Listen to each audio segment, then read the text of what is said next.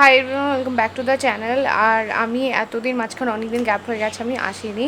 I lost my mashi last week due to COVID, which was a big shock for my family.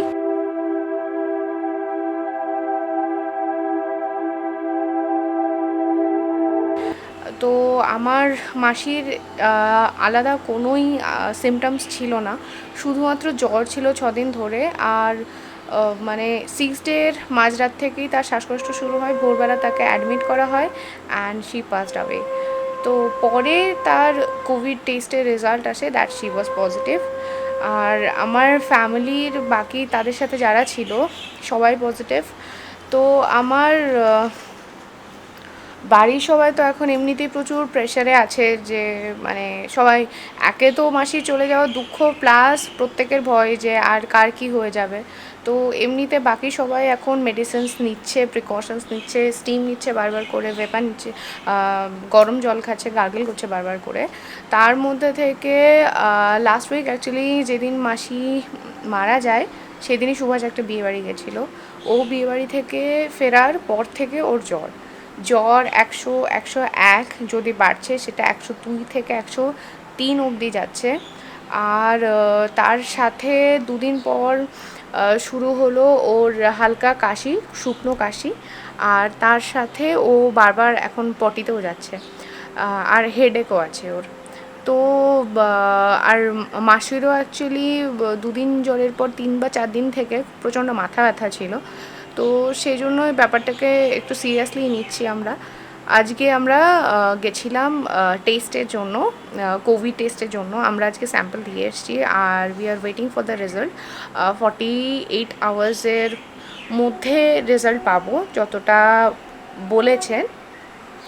আর আমরা গেছিলাম মেডিকাতে। প্রথমে যখন জ্বর হয় আর মনে হয় ইট ক্যান বি কোভিড, তখন সত্যি সত্যি প্রচণ্ড, মানে কি বলবো, আমরা দিশেহারা টাইপের হয়ে গেছিলাম যে কার কাছে ফোন করব, কি করব, কোথায় কি হচ্ছে। সত্যি কথা, আমরা কোভিড সম্পর্কে এতটা শুনছি কিন্তু কেউই অ্যাওয়্যার নয় যে হলে কি করতে হয় বা কোথায় ট্রিটমেন্ট হচ্ছে, কীভাবে করাটা ঠিক হবে। তো finally I got the suggestion যে মেডিকাতে এখন টেস্ট হচ্ছে জেনুইনলি।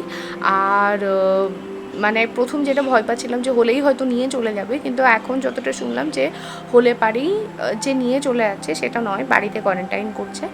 তো আজকে তো দিয়ে এলাম আমরা মেডিকাতে স্যাম্পল। ওখানে অ্যাপয়েন্টমেন্ট করতে হবে বলছিল, আমরা উইদাউট অ্যাপয়েন্টমেন্টে গেছিলাম, আমাদেরকে ওয়েট করতে বলে। আর পরবর্তীতে ওদের যাদের লিস্ট ছিল যাদেরকে করার, তাদের হয়ে যাওয়ার পরপর ওরা বাকি আমরা যারা ছিলাম, যারা অ্যাপয়েন্টমেন্ট ছাড়া গেছিলাম, তাদেরকে এক এক করে ওরা কুপন দিতে থাকে। তো ফাইনালি আমরা আমাদের স্যাম্পল দিয়ে এসেছি। আর আমি ভিডিওটা তোমাদের সাথে এই জন্য শেয়ার করছি যে মাইট বি এটা তোমাদেরকে হেল্প করবে। আমরা যেমন ক্লুলেস ছিলাম, হয়তো আমার ভিডিওটা দেখে তোমরা কেউ কেউ একটু হলেও আইডিয়া পাবে যে কী করা উচিত বা আমরা অ্যাকচুয়ালি প্র্যাকটিক্যালি কী করছি। তো এটাই। সুভাষ আর আমি এখন আলাদা আছি। সুভাষ এই রুমে আছে আর আমি এই রুমে আছি। আর বাকি আমরা এখন কী করছি সেটাই তোমাদের সাথে শেয়ার করব। So now I am making কাঢ়া। আর অন্যদিন আমাদের সকাল থেকে অন্তত 2-3 বার কাঢ়া খাওয়া হয়ে যায় এতটা অবধি। আর যেহেতু আমি ওর সাথে আছি, আমি ওকে যেটা দিচ্ছি সেটা আমি নিজেও খাচ্ছি। তো কিন্তু আজকে যেহেতু আমরা স্যাম্পল দিতে গেছিলাম, আমরা জাস্ট চা খেয়ে ব্রেকফাস্টে টোস্ট খেয়ে চলে গেছিলাম। তো আজকে আমাদের কাঢ়া খাওয়া হয়নি। তো এখন আমি একবার কাঢ়া বানাচ্ছি। আমার মনে হয় তোমরা অনেকে হয়তো জানো কীভাবে বানাতে হয়, but still I am showing you the way I am doing it. আমি এই একটা ফ্লাস্ক, ফুল ফ্লাস্ক, আর এই গ্লাসের 2 গ্লাস জল আমি দিয়েছি। আর এর ভেতরে আমি দিচ্ছি দারচিনি, এলাচ, লবঙ্গ, তেজপাতা আর আদা আর গোলমরিচ। তো এবার এটাকে আমি প্রায় যতক্ষণ না পুরো মানে ভালো মতন বয়েল হচ্ছে, আমি এটাকে 5-7 মিনিট, মানে বয়েল হওয়ার পর 5-7 মিনিট পুরো বয়েল করব, জলটা ফুটতে শুরু করলে। আর তারপর এটাকে সার্ভ করব।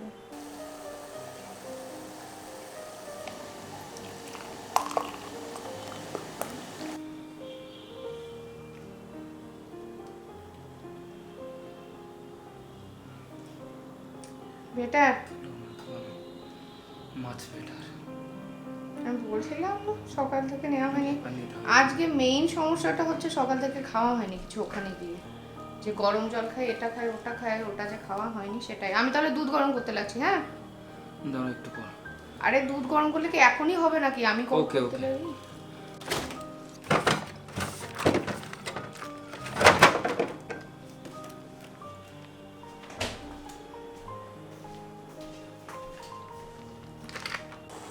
আমি দুধের মধ্যে দুটো তেজপাতা আর একটা এলাচ অ্যাড করে দিচ্ছি, এতে ফ্লেভারটা ভালো আসে and those are also good for health, তো তাই আমি অ্যাড করে দিই।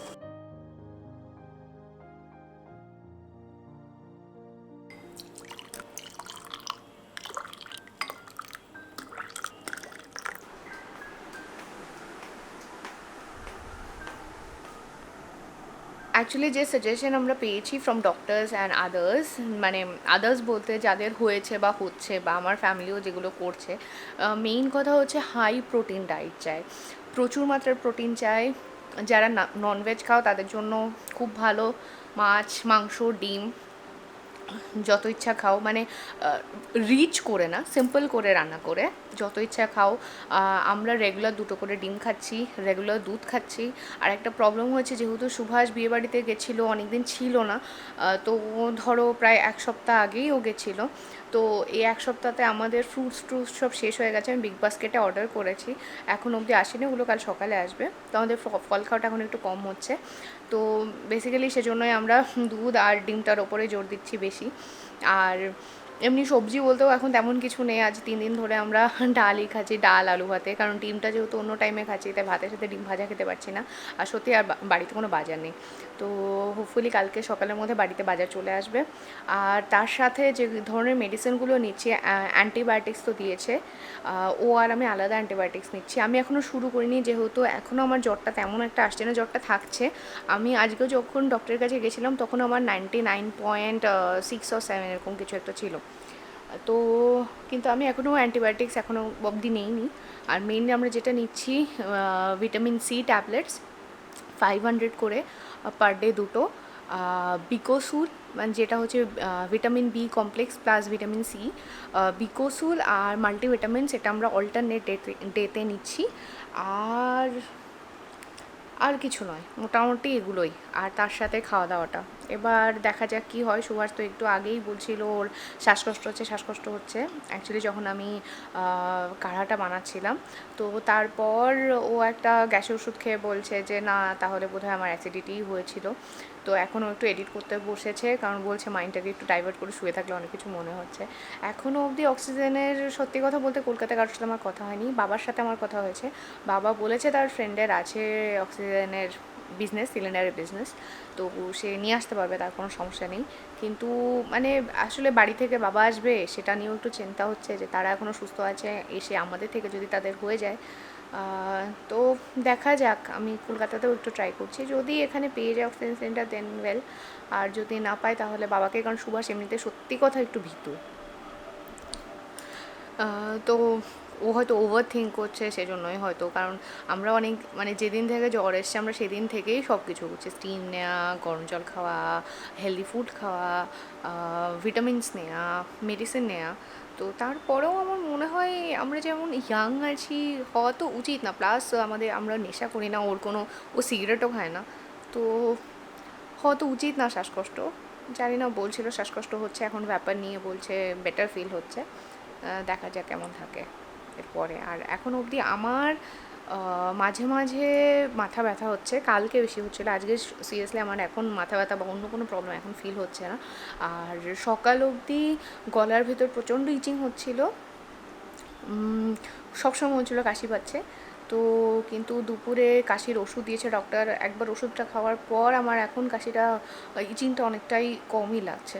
তো দেখি কেমন থাকি, আর কি রেজাল্ট আসে তোমাদেরকে সেগুলোও শেয়ার করবো। আর আমার মুখটা শুকনো এখন, হেসে হেসে কথা বলছি না, এটা এই জন্য নয় যে আমি সুভাষ আর আমাকে নিয়ে খুব টেনশনে আছি।